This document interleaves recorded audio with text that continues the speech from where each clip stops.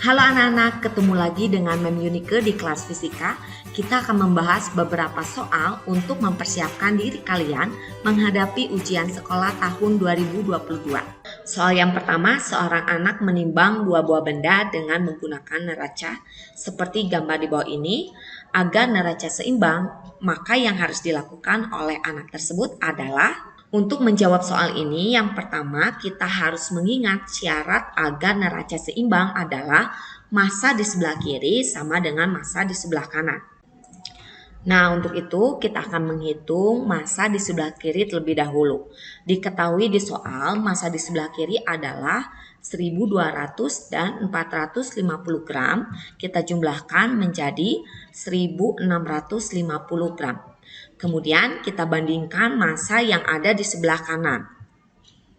Tertulis di sini anak timbangannya yaitu 1 kg, 500 gram, dan X. Jadi kita harus mencari berapa nilai X agar neraca seimbang. Kalian bisa tuliskan seperti ini. M sama dengan 1000 gram diperoleh dari 1 kg. Kita ubah satuannya menjadi gram. Kemudian ditambah 500 gram, lalu ditambah massa X yang akan kita cari. Kemudian M itu sendiri harus seimbang dengan massa yang ada di sebelah kiri. Jadi kita tuliskan massa totalnya adalah 1650 sama dengan 1500 ditambah X. Kemudian X sama dengan 1650 dikurangi 1500. Jadi nilai X adalah 150 gram. Nah, di sini kalian harus mencari anak timbangan yang setara dengan 150 gram. Jadi jawabannya adalah anak timbangan 3 dan 4. Karena jika dijumlahkan hasilnya menjadi 150 gram. Jadi jawabannya adalah C. Soal selanjutnya mengenai kalor, perhatikan grafik pemanasan 500 gram es berikut ini. Jika kalor jenis es 2100 Joule per kilogram derajat Celcius, kalor lebur es 336.000 Joule per kilogram, dan kalor jenis air adalah 4.200 Joule per kilogram derajat Celcius, maka kalor yang dibutuhkan untuk mengubah wujudnya dari es hingga seluruhnya mencair pada titik leburnya sebesar. Untuk menjawab soal ini, kalian harus menganalisis grafik yang ada di soal. Perhatikan grafik ini. Ini merupakan grafik suhu dengan simbol T besar terhadap waktu dengan simbol T kecil. Kemudian kalian harus mengetahui juga bahwa suatu zat yang dipanaskan pasti akan menyerap sejumlah kalor. Nah, kalor yang diserap digunakan untuk mengubah suhu dan juga mengubah wujudnya. Coba kalian perhatikan grafik dari P ke Q. Nah, grafik atau proses dari P ke Q memerlukan kalor sebesar Q1, di mana kalor yang diperlukan digunakan untuk mengubah suhunya menjadi 0 derajat Celcius. Jadi, rumus kalor yang kita gunakan adalah M dikali C dikali delta T. Karena proses dari P ke Q mengalami perubahan suhu. Nah, berikutnya proses dari Q ke R. Di sini grafiknya berupa garis lurus, artinya tidak mengalami perubahan suhu, tetapi tetap memerlukan kalor untuk mengubah wujudnya. Karena titik Q itu wujudnya berupa es, hanya suhunya 0 derajat Celcius, dan R itu sudah menjadi air, tetapi masih 0 derajat Celcius. Untuk itu diperlukan kalor sebesar Q2. Q2 bernilai M dikalikan L, di mana L itu adalah kalor leburnya. Nah, kalor lebur yang kita gunakan adalah 336.000 Joule per kilogram. Nah, sehingga berdasarkan soal ini, hitunglah kalor yang dibutuhkan untuk mengubah wujudnya dari es hingga seluruhnya mencair pada titik leburnya adalah proses dari P ke Q lalu ke R. Untuk itu kita akan menghitung satu persatu. Kita hitung terlebih dahulu Q1. Rumusnya adalah M kali C kali delta T, di mana M-nya itu adalah 500 gram, kita ubah menjadi kilogram, yaitu 0,5 kilogram, dikalikan C, C-nya adalah kalor jenis S, karena minus 5 itu masih wujudnya berupa S. Sehingga kalor jenis yang kita gunakan adalah kalor jenis S, bernilai 2100 Joule per kilogram derajat Celcius. Dikalikan dengan perubahan suhu. Minus 5 derajat Celcius berubah menjadi 0 derajat Celcius, perubahan suhunya yaitu 5 derajat Celcius. Kemudian kita hitung Q1 menjadi 5250 Joule. Kemudian kita hitung Q yang kedua menggunakan rumus M kali L, di mana M itu adalah massa dan L adalah kalor lebur S. Kita masukkan data yang diketahui, masanya sama 0,5 kg dikalikan kalor lebur S yaitu 336.000 Joule per kilogram. Hasilnya adalah 168.000 Joule. Sehingga kalor yang dibutuhkan untuk mengubah wujudnya dari es hingga seluruhnya mencair pada titik leburnya adalah 5250 ditambah 168.000 Joule.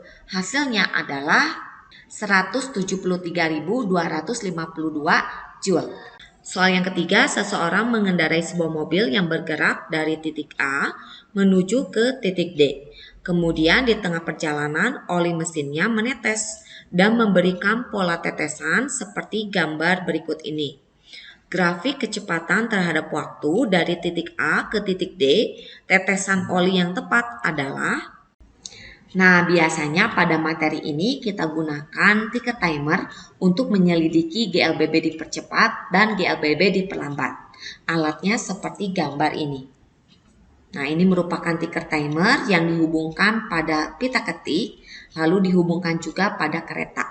Ketika kereta bergerak, maka ticker timer akan memberikan jejak pada pita ketik. Nah, dari jejak itu kita bisa melihat apakah gerak tersebut berjenis GLBB dipercepat ataukah GLBB diperlambat. Nah, untuk itu kita bahas lebih dahulu perbedaan cara membaca ticker timer dan tetesan oli untuk menentukan jenis gerak. Pada ticker timer, cara membaca pola titik yang terbentuk adalah berlawanan arah dengan arah gerak benda. Sedangkan pada tetesan oli, cara membacanya searah dengan arah gerak benda. Untuk tetesan oli, ini adalah peristiwa di mana ada oli yang bocor kemudian menetes ke jalan. Nah, kita pun dapat menyelidikinya dengan menganalisis titik yang terbentuk. Perhatikan gambar yang pertama, ini adalah cara untuk membaca ticker timer, di mana mobil ini bergerak ke kanan sehingga kita harus membacanya dari kanan ke kiri atau berlawanan arah dengan gerak benda. Tanda F di sini merupakan tanda arah dari gerak benda. Nah, jadi untuk gerak lurus beraturan tidak masalah ya, karena jarak titiknya sama. Sedangkan untuk GLBB dipercepat dan GLBB diperlambat, kita lihat titiknya dari awal ke akhir. Nah, jadi jika di titik akhirnya semakin merenggang, maka kecepatan bertambah. Sehingga jenis geraknya yaitu GLBB dipercepat.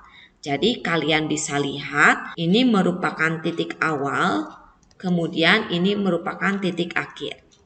Sehingga untuk membaca hasil dari pengukuran ticker timer dari kanan ke kiri.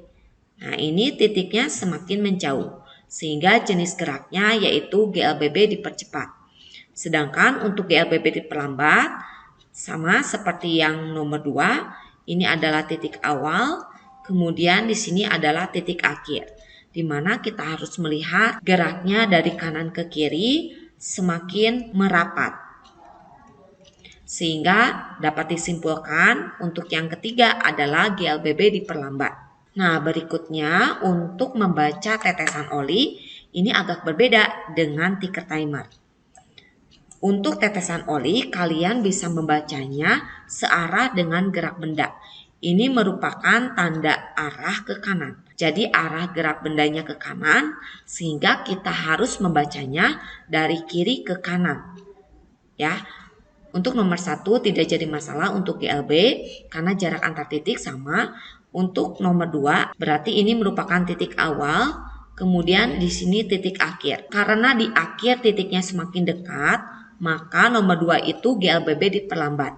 Kemudian untuk nomor 3 sama di sini awal dan ini merupakan titik akhir. Maka kita harus membacanya dari kiri ke kanan. Jarak antar titiknya semakin renggang sehingga dapat disimpulkan untuk yang ketiga adalah GLBB dipercepat. Oke, kita kembali ke soal nomor 3. Untuk menjawab soal ini, kalian harus menganalisis tetesan oli yang terbentuk.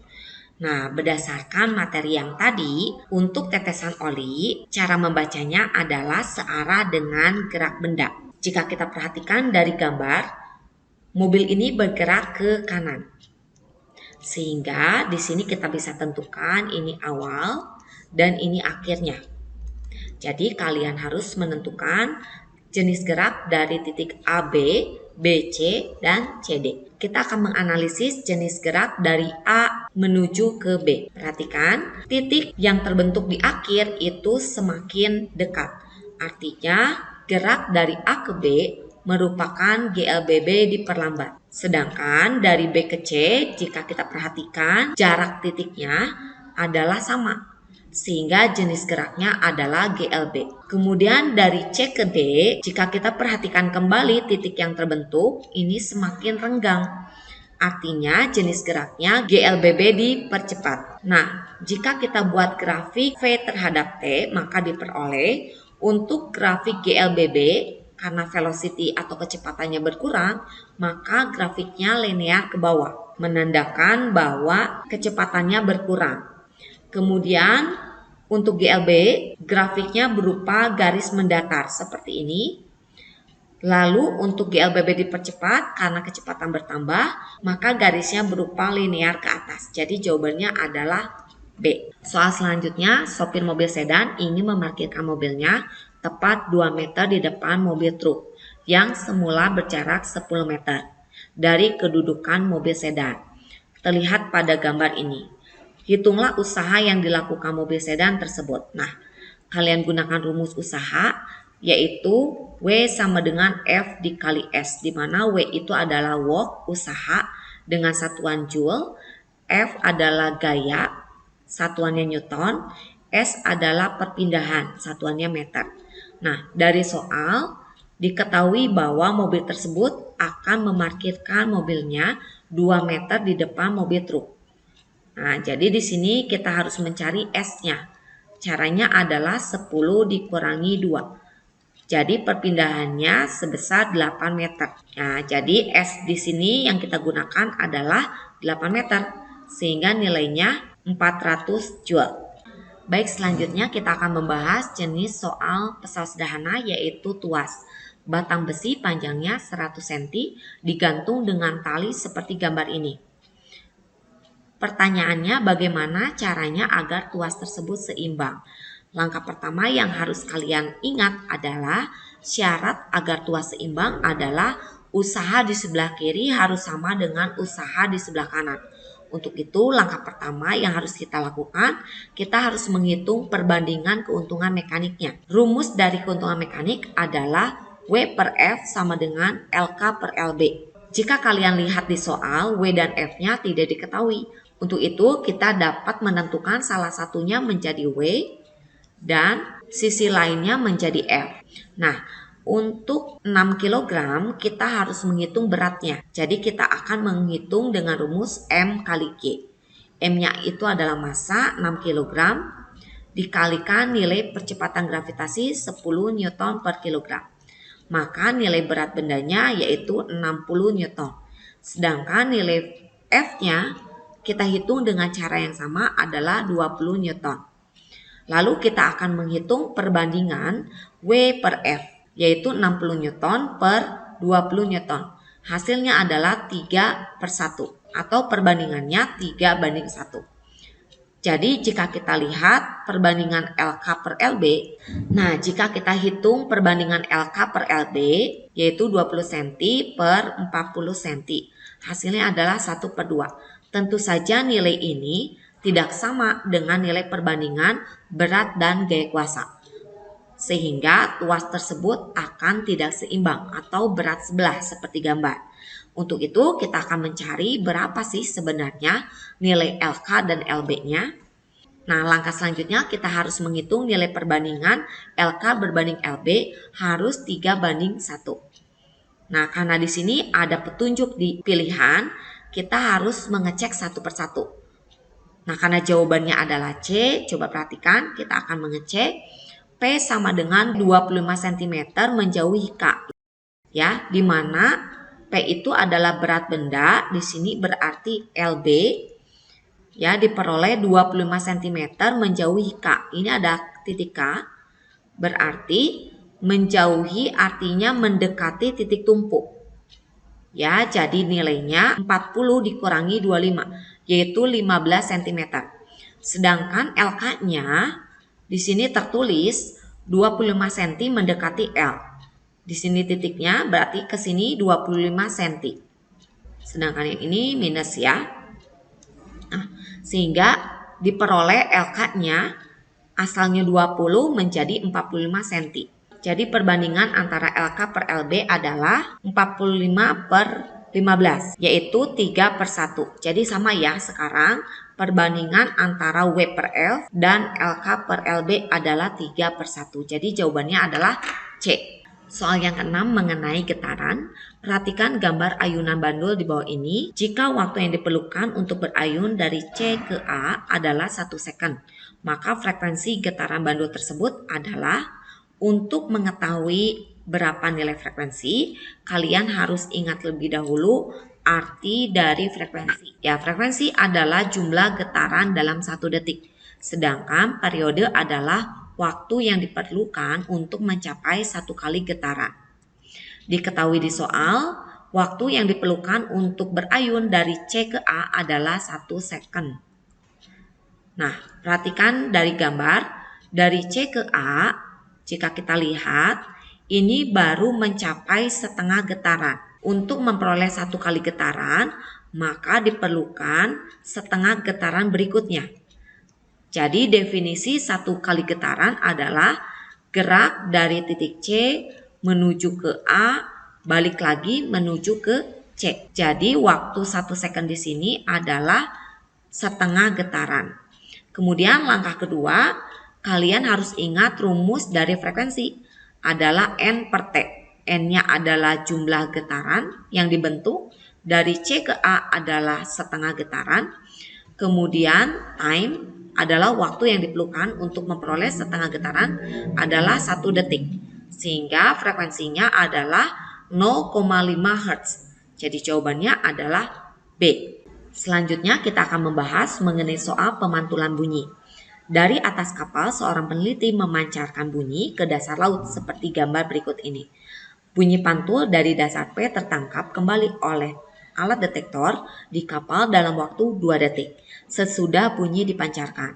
Dan bunyi pantul dari Q tertangkap setelah kembali 1,5 detik sesudah bunyi dipancarkan. Jika cepat lambat bunyi di air adalah 1400 meter per second, maka selisih kedalaman dasar P dan Q adalah, perhatikan gambar ini, berdasarkan gambar dapat diketahui bahwa kedalaman P lebih dalam daripada Q. Untuk itu kita akan menghitung satu-satu kedalaman P dan kedalaman Q. Kita akan menggunakan konsep pemantulan bunyi menggunakan rumus S sama dengan V dikali T dibagi 2, di mana S itu adalah kedalaman atau jarak, V adalah velocity kecepatan atau cepat lambat bunyi di dalam air, dan T adalah waktu yang diperlukan untuk sampai kembali lagi ke detektor.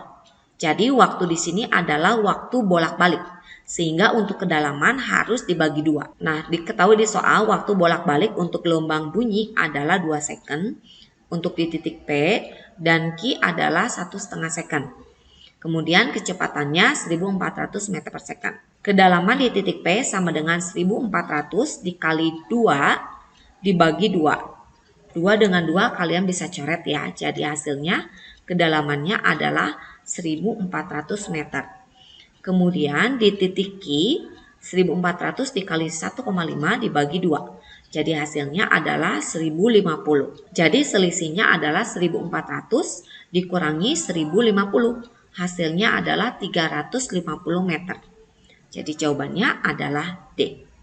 Soal selanjutnya mengenai listrik dinamis, 4 buah hambatan listrik digambarkan seperti rangkaian ini. Hitunglah kuat arus yang mengalir pada hambatan tersebut.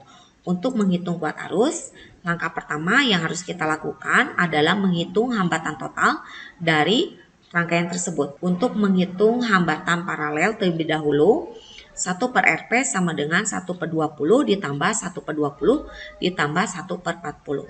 Hasilnya adalah 5 per 40. Jangan lupa dibalikan jadi 8 ohm. Nah, untuk yang pertama, hambatan yang dirangkaikan paralel, hambatan totalnya adalah 8 ohm. Kemudian kita cari hambatan totalnya, kita serikan dengan yang depan. Caranya adalah 10 ditambah 8. Hasilnya 18 ohm. Kemudian untuk mencari nilai I, kuat arus yang mengalir, kita gunakan rumus hukum Ohm, yaitu I sama dengan V per R total, di mana V-nya itu adalah tegangan yang ada pada gambar, yaitu 36 volt, kemudian dibagi hambatan totalnya 18. Jadi hasilnya adalah 2 ampere. Soal selanjutnya, seorang siswa melakukan pengukuran kuat arus listrik dan tegangan listrik pada suatu komponen listrik. Diperoleh data berdasarkan pengamatan seperti grafik berikut ini.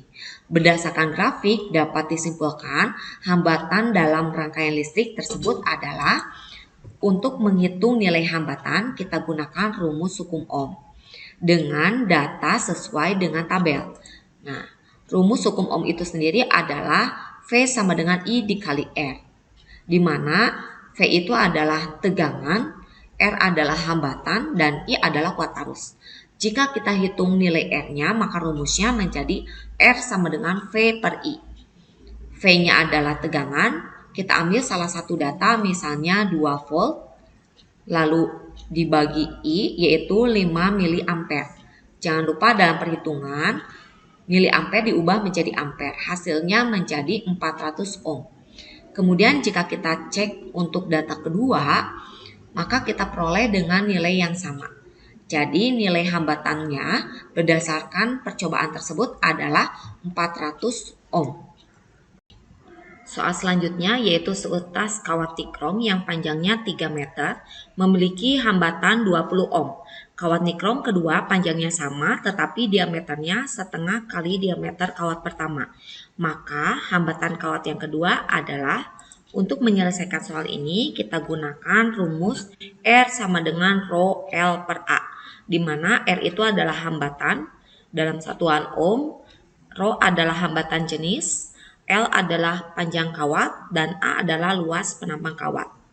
Karena luas penampang kawat berupa lingkaran, maka kita gunakan luas lingkaran yaitu pi R kuadrat. Jika yang diketahuinya diameter, maka kita gunakan 1/4 pi D kuadrat. Maka jika kita masukkan rumus perbandingannya antara R1 dan R2, rumusnya menjadi R1 per R2 sama dengan A2 kuadrat per A1 kuadrat. A-nya itu tidak diketahui di soal, sehingga kita bisa ganti dengan rumus luas ini yang ada diameternya. Karena 1/4 pi bisa dicoret, maka yang tersisa adalah D. Maka kita bisa ganti menjadi D2 kuadrat per D1 kuadrat. Kita masukkan nilai R1 yaitu 20 ohm dibagi R2 sama dengan diameter yang keduanya adalah setengah kali diameter yang pertama. Maka kita bisa coret untuk D1 kuadrat atas dan bawah sehingga jawabannya menjadi 20 per R2 sama dengan 1/4 karena ini ada kuadrat. Nah, berikutnya jadi R2 adalah 20 kali 4 dibagi 1, hasilnya 80 ohm. Jadi jawabannya adalah D. Soal selanjutnya, sebuah tempat usaha game online membuka tokonya selama 24 jam. Jika di tempat tersebut memiliki 10 buah PC komputer gaming, satu buah PC memiliki daya sebesar 200 watt dinyalakan selama 24 jam per hari. Lalu di tempat tersebut terdapat 5 buah lampu 20 watt yang dinyalakan 10 jam per hari. Dan sebuah kulkas memiliki daya 125 watt yang dinyalakan juga 24 jam per hari. Apabila tarif listrik pada tahun 2021 sebesar 1.500 per kWh, hitunglah rekening biaya listrik yang harus dibayarkan selama 1 bulan.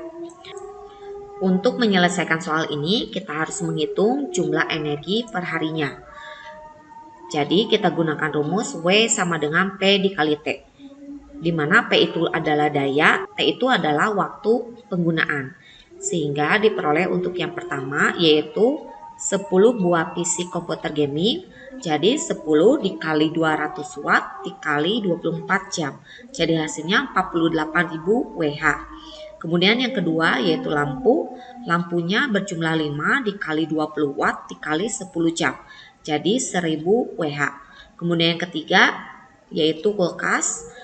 1 buah kulkas dikali 125 watt dikali 24. Hasilnya 3000 Wh. Maka energi yang digunakan per hari adalah 52.000 Wh. Lalu kita ubah dalam kWh. Kita bagi 1000 sehingga menjadi 52 kWh per hari. Nah, selanjutnya kita akan menghitung biaya listrik. Kita akan gunakan rumus ini. Energi yang digunakan per hari dikalikan biaya per kWh, lalu dikalikan jumlah hari dalam 1 bulan. Biasanya 30 hari. Jadi hasilnya adalah Rp2.340.000. Soal selanjutnya mengenai magnet. Perhatikan gambar ini. Berdasarkan gambar tersebut, pernyataan yang benar adalah, gambar ini merupakan rangkaian pembuatan magnet dengan cara induksi. Induksi adalah cara membuat magnet dengan mendekatkan batang baja atau besi dengan sebuah benda yang akan kita buat menjadi magnet. Nah, kutub magnet yang akan dihasilkan itu berlawanan dengan kutub yang didekatkan. Contohnya adalah titik A. Titik A ini didekatkan dengan kutub utara, sehingga titik A menjadi kutub selatan, titik B utara, titik C akan menjadi selatan, dan D akan menjadi utara. Sehingga jawaban dari soal ini adalah D. Ujung A akan menjadi selatan, dan ujung D akan menjadi utara. Soal selanjutnya mengenai kimia. Garam yang kita konsumsi pada umumnya berasal dari air laut. Petani garam di Madura memanfaatkan panas matahari untuk pembuatan garam. Mereka menampungkan air laut pada tambak-tambak di tepi pantai sehingga dapat terkena panas matahari secara langsung. Kemudian secara bertahap akan dihasilkan garam dan diproses lebih lanjut sehingga diperoleh garam dapur yang siap untuk dikonsumsi. Nah, teknik pemisahan campuran yang dilakukan petani garam tersebut dilakukan secara evaporasi. Nah, adapun proses pembuatan garam ini terjadi pemisahan antara zat cair berupa air laut yang mengandung NaCl, natrium klorida, dan air yaitu H2O. Zat cair yang dipanaskan akan menguap menjadi uap air, sedangkan NaCl pada air laut akan tertinggal. Nah, selanjutnya masih mengenai kimia.